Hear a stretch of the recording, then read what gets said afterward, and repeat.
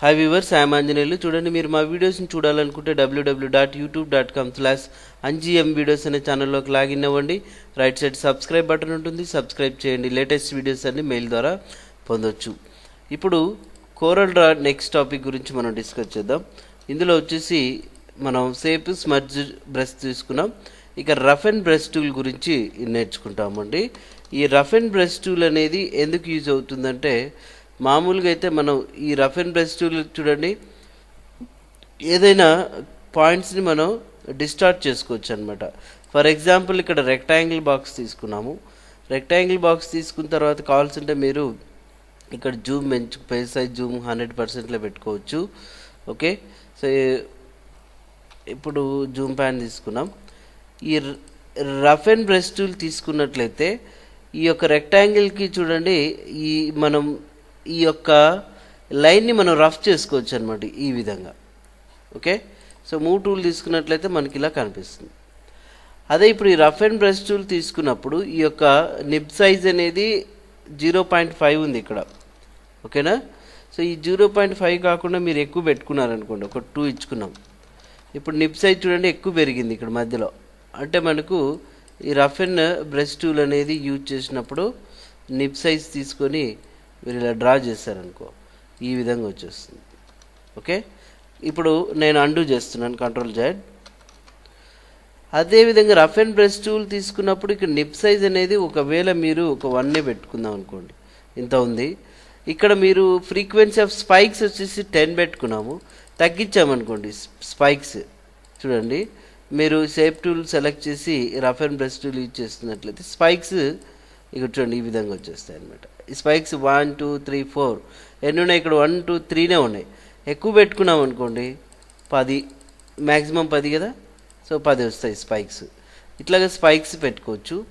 ఇక తర్వాత వచ్చేసి ఈ డ్రై అవుట్స్ వచ్చేసి మనకు ఆ స్పైక్స్ యొక్క రఫ్ అండ్ ఏరియా ఎలా చేంజ్ చేసుకోవాలి. 10లో ఉంది కదా ఇప్పుడు మనకు, చూడండి ఈ విధంగా చేంజ్ చేసుకోవచ్చు అనమాట ఇలాగ. ఓకే, సో నెక్స్ట్ ఈ టిల్ట్ చేసుకోవాలనుకోండి, ఇప్పుడు 5 degreesలో ఉంది కదా, 15 పెట్టాను నేను. సో మనకు కొంచెం డైరెక్షన్ అనేది ఇప్పుడు ఈ విధంగా చేంజ్ అవుతుంది. అదే 35 పెట్టాను అనుకోండి డిగ్రీస్, 35 degrees పెట్టినప్పుడు ఈ 35 degreesలో వచ్చేస్తుంది. అంటే ఇప్పుడు ఈ షేప్ని పూర్తిగా డిలీట్ చేస్తున్నాము. ఒక ఓవెల్ షేప్ తీసుకున్నాను, రఫ్ అండ్ బ్రష్ టూల్ తీసుకొని మనం చూడండి ఇలా డ్రా చేసుకొని పెట్టుకోవచ్చు అనమాట. ఓకే, ఇది మనకు అవసరం వచ్చినప్పుడు ఇట్లాగా ఉపయోగించవచ్చు. అంటే ఫస్ట్ ముందుగా సెలెక్ట్ చేసుకొని ఈ రఫ్ అండ్ బ్రష్ టూల్ ఇచ్చేసి క్లిక్ చేయొచ్చు ఇలా. ఓకే, సో ఈ రఫ్ అండ్ బ్రష్ టూల్ ద్వారా డిఫరెంట్ టైప్ ఆఫ్ షేప్స్ని మనకు కావలసినట్టుగా రఫ్ చేసుకోవచ్చు. ఒకవేళ ఎడ్జ్ పాయింట్లో మాత్రమే మనం రఫ్ చేసుకోవాలనుకుంటే ఎడ్జ్ పాయింట్ జస్ట్ ఒకసారి క్లిక్ చేసి ఈ విధంగా వచ్చేస్తుంది చూడండి. అదే మీరు ఇక్కడ డ్రై అవుట్స్ అనేది 10 పెట్టుకున్నాము, మొత్తం స్పైక్స్ ఏమో 5 ఇచ్చుకున్నాం. సో క్లిక్ చేసినప్పుడు ఈ విధంగా వస్తుంది. ఓకే, డ్రై అవుట్స్ 10 ఉన్నాయి, స్పైక్స్ ఏమో 5 ఉన్నాయి.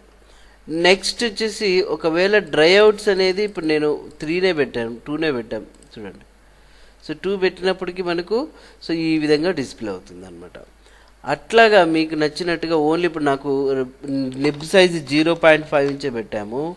సో ఈ కార్నర్లో మాత్రమే కావాలనుకోండి, చూడండి ఇలాగా కార్నర్లో రఫ్ చేసుకొని పెట్టుకోవచ్చు ఈ విధంగా. ఓకే, సో ఇందుకోసం మనం ఈ యొక్క రఫ్ అండ్ బ్రష్ టూల్ అనేది యూజ్ చేస్తాం. అవుట్లైన్స్ అన్నిటిని కూడా డిస్టార్ట్ చేసుకోవచ్చు. ఓకే, సో ఇది మీరు ఈ యొక్క రఫ్ అండ్ బ్రష్ టూల్ అనేది ఈజీగా యూజ్ చేయొచ్చండి. ప్రతి ఒక్కళ్ళు అవసరం బట్టి మనం వాటిని ఉపయోగిస్తే చాలు. ఇక ఈ షేప్స్ అన్నిటిని మరి మనం సెలెక్ట్ చేసుకోవచ్చు. ఒకవేళ ఫుల్ ఫ్లెడ్జ్ వీడియోస్ కావాలనుకుంటే ఇక్కడున్న నంబర్కి మీరు కాల్ చేయగలరు. సో మీరు కొనుక్కోవాలనుకున్నా కూడా ఈ నంబర్కి సంప్రదించండి. Thank you very much. మీ తోటి మిత్రులందరికీ కూడా మా వీడియోస్ని షేర్ చేయండి, సబ్స్క్రైబ్ చేయండి.